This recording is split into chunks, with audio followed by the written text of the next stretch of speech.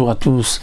Nous poursuivons avec la 4e Mishnah du premier péril. La Mishnah nous enseigne que Yosef ben Yoézer, qui lui était Ish Tsereda, un homme donc de la ville, le dirigeant de la ville de Tsereda, et Yosef ben Yochanan, qui était lui Ish Yerushalayim, qui était lui le de Yerushalayim, dirigeant donc de la ville de Yerushalayim à l'époque, Kiblou Mehem ont tous les deux reçu deux au pluriel.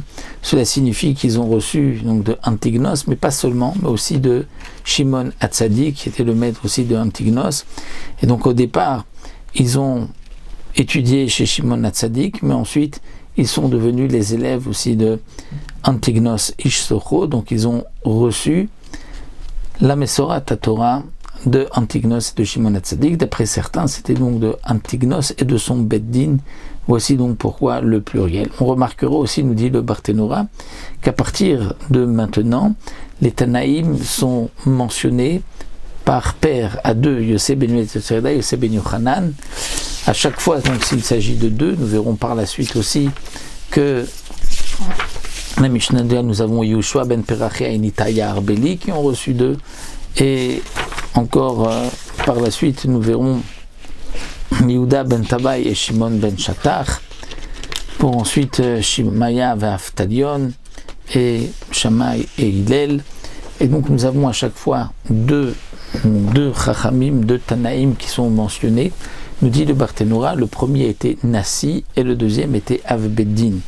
Et donc nous voyons qu'à partir de ce moment-là, la Masoret Torah est passée donc avec, donc à chaque fois il y avait deux Chachamim, l'un qui était le Nassi, donc le président du Sanhedrin, et l'autre qui était le Avbeddin.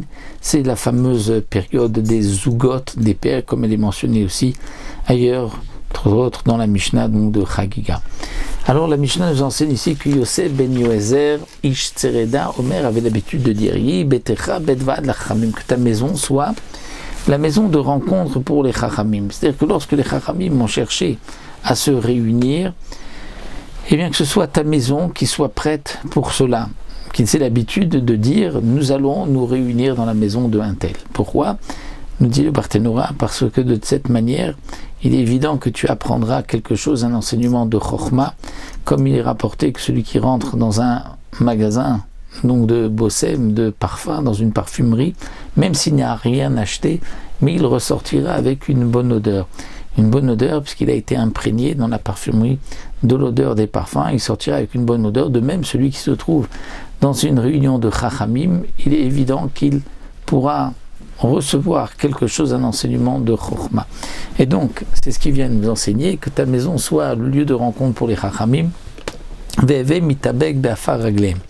et que tu t'attaches, tu te colles, tu peux dire afar raglehem, à la poussière de leurs pieds. C'est-à-dire, nous explique le Barthénora, première explication, que tu suives ce que les Chachamim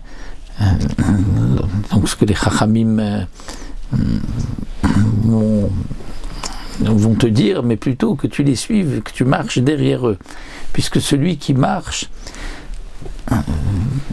dans sa marche va faire monter donc de la poussière par ses pieds, et donc celui qui marche derrière lui sera aussi rempli de poussière.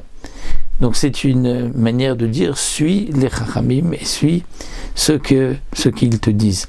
Deuxième explication, nous dit le Barthénora, c'est que tu sois assis à côté donc de leurs pieds, par terre, puisque l'habitude était à l'époque que le maître était assis sur un banc et les élèves étaient assis par terre à ses pieds. Et donc c'est là ce que le Tana vient nous dire, que tu sois donc attaché à la poussière de leurs pieds, c'est-à-dire que tu sois assis autour des Chachamim. Et que tu bois avec soif leurs paroles.